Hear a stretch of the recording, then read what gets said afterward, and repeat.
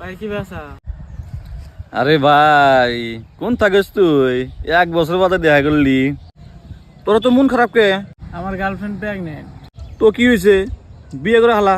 Problem তো ওটা না রে, সেম টাইমে আমার বউও প্রেগনেন্ট। সি ভাই, তার মধ্যে কি হলো?